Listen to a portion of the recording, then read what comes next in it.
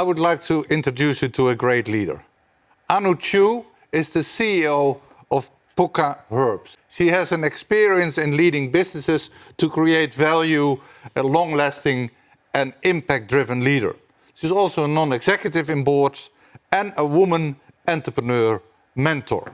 So, Anu, what does regenerative leadership mean to you?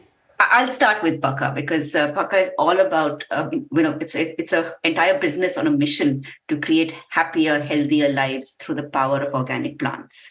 And because I talk about organic plants, apologies if a lot of my analogies really come from the plant world, because that's how it helps me to really understand what regeneration is. When you're talking about organic agriculture, when you're talking about growing herbs year on year from land that is regenerating itself, the principles are pretty much the same, because we're talking about how do you create the right nutrients in the ecosystem? How do you create the right environment in the ecosystem to be able to have herbs, have plants that are really good for you, that are really, really good for you, but at the same time, they give back to the soil. And that's what I understand by regeneration. Regeneration for a business, regeneration for leadership is all about creating the ecosystem, creating the right tools, creating the right programs, being very intentional about creating the ecosystem that grows whatever we need to grow, whether it's herbs or whether it is growth, right? Results. But while growing, it also gives back. It gives back, whether it's giving back to the soil, giving back to the person, giving back to the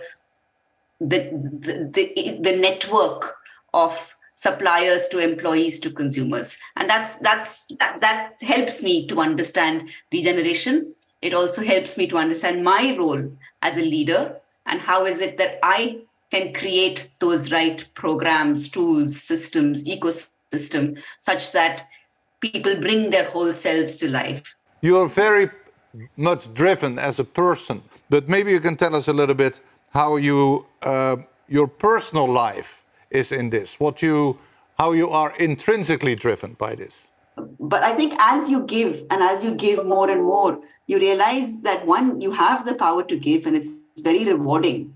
And then that's something that I think is just becomes part of you. It becomes part of what you get energy out of. It becomes part of what you find different ways to give. How do you see your role as CEO being different in a regenerative context from a classic command and control structure? I think the difference is intentionality. So you've got to really be intentional about the programs you're putting in place. What guides me, I think, is what all gardeners know, which is that if you want great fruits year on year on year, then you need to focus on the soil, the nutrients, what are the other plants that you're planting around in that area to attract the bees. And you've got to be very intentional about it. And I think that's the difference. The difference is that a lot of the time of a leader who's really focusing on a regenerative business and a regenerative culture has to make small things and big things that create that ecosystem their priority.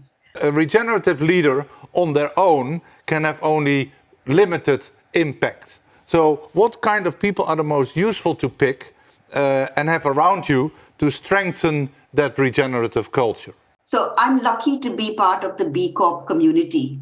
And I think within the B Corp community, it's a good, thriving community where everyone supports each other to get the most, best pioneering ideas in terms of how can we be even better. So it's competitive in a very good way, in a very collaborative way. And I think I really rely a lot on the B Corp community to we do cross mentorship programs.